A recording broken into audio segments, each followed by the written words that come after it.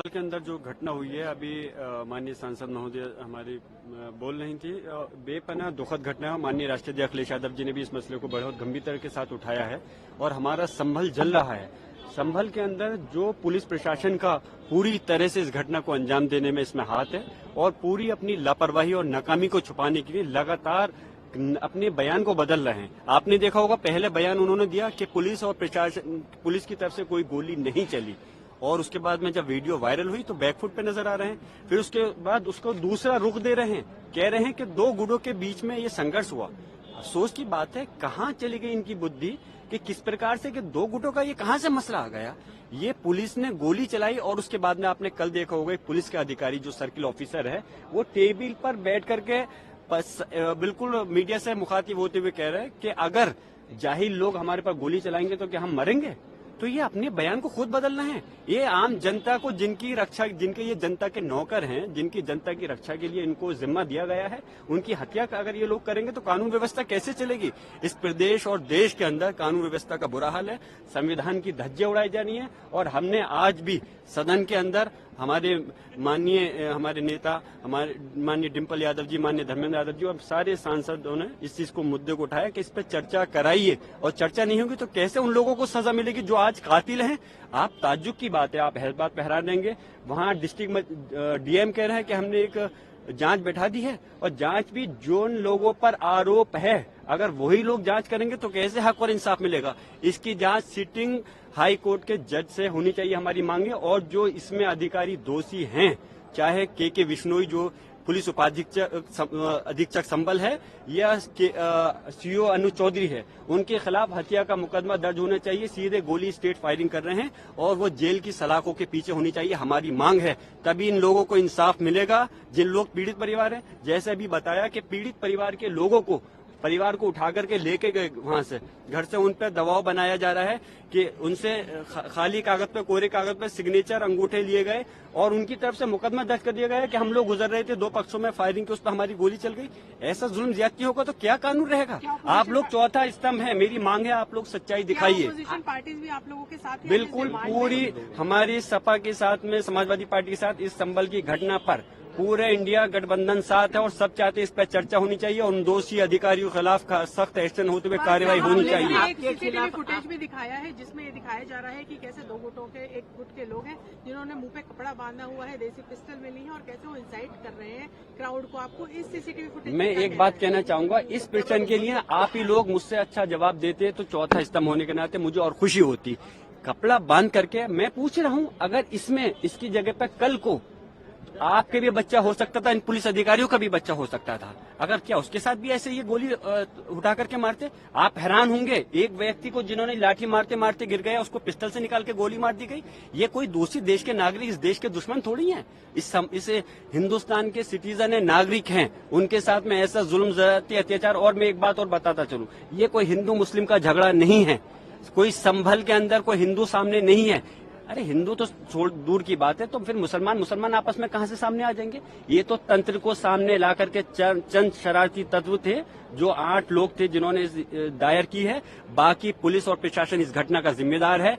एक अगर सर्वे कंप्लीट हो गया था, दूसरी सर्वे कराने का डीएम को कहां से आदेश दे सकता है। कोर्ट आदेश देते, हमने सम्मान करा, दूसरे सर्वे भी करा दिया गया और उसके बावजूद आप गोली चला रहे हो हमारे लोगों पर। आपके खिलाफ FIR है, आप पर आरोप लगाए जा रहे हैं। जिसकी क्या कहें, जिसकी लाठी उसकी बहस, जो चाहे कर लें। आज सरकार उनके हाथ में है, इससे आप अंदाजा लगा सकते हैं कि किस प्रकार जब जो व्यक्ति, यानी कि मैं अगर उस समय घटना पे मौजूद नहीं था, बेंगलोर हूँ, आउट ऑफ स्टेशन हूँ, तो उसके बावजूद जिस दिन ये सर्वे हुआ उस दिन घटना नहीं हुई, मैं मौजूद था। जुमे के दिन जिस दिन नमाज से रोका गया मैं मौजूद था, तो कोई घटना नहीं हुई। और जिस दिन मैं मौजूद नहीं हूँ तो बलवा मैंने करा दिया। इन लोगों को तो नोबेल प्राइज मिलना चाहिए जिस प्रकार से ये काम कर रहे हैं। और शर्म, पूरा देश शर्मसार है और देश नहीं पूरे दुनिया के सामने देश की जो छवि खराब हो रही है। मैं मांग करता हूं कि प्रधानमंत्री महोदय को आगे आना चाहिए और इसमें जाकर के हालात को देखें। मणिपुर नहीं बनाए संभल को, मणिपुर के अंदर तो उन्होंने जाने की जहमत नहीं करी, लेकिन संभल का जो सूरत हाल हो रही है बहुत अफसोस की बात है।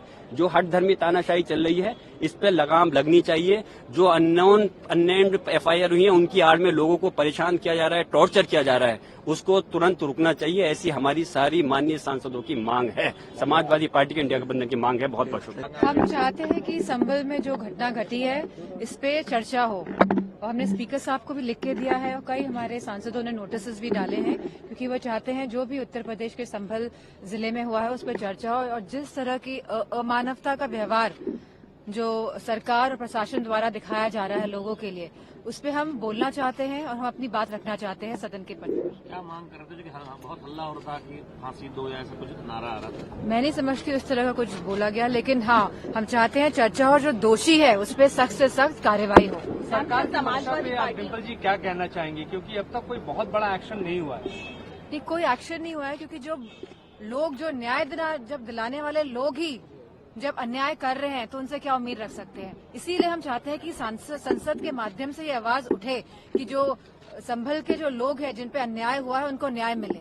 आगे का कदम क्या होगा आप लोगों का? हमारी यही लगातार डिमांड रहेगी स्पीकर साहब से कि हमको बोलने का मौका दिया जाए संसद में। समाजवादी पार्टी के डेलीगेट जिस तरह से लोकतंत्र की हत्या हुई है संभल में, और जिस तरह से लोगों को प्रताड़ित किया जा रहा है, और जिस तरह से गलत FIR लिखवाई जा रही है लोगों पे अभी भी, और जिस तरह से जो लोग जिनकी हत्या कर दी गई है पुलिस और प्रशासन द्वारा, उनके परिवार वालों को सताया जा रहा है और एक तरह का दबाव बनाया जा रहा है कि वो कहें कि दो गुटों में आपसी मतभेद के कारण ही फायरिंग हुई है, जहां पुलिस प्रशासन की वीडियोग्राफीज हैं कि जिस तरह लोगों को गोलियां चलाई जा रही है। तो हम चाहते हैं जिन शासन और प्रशासन वालों की इसमें जो वीडियोग्राफी में जो फोटोग्राफ्स है उन पे एकदम एक्सट्रीम हम चाहते हैं कि एकदम एक्सट्रीम इसमें सरकार फैसला ले, उनको टर्मिनेट किया जाए। कितने लोग सस्पेंड हुए?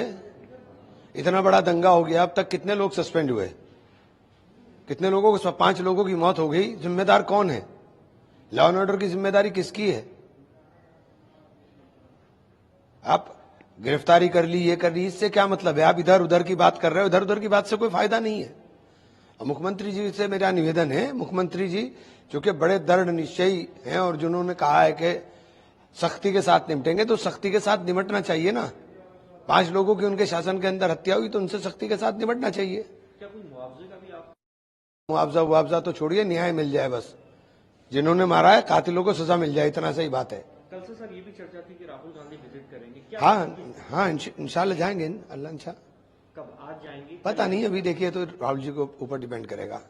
क्या कोशिश रहेगी कांग्रेस पार्टी की वहां जाकर पीड़ितों से मिलना, या आप लोग कुछ देखिए जाएंगे तो जब देखते हैं ना, जाकर के देखेंगे, बात करेंगे। पार्लियामेंट में आप उठाते हैं? पार्लियामेंट में मेरा आज भी नोटिस है। हाँ, इसी मुद्दे को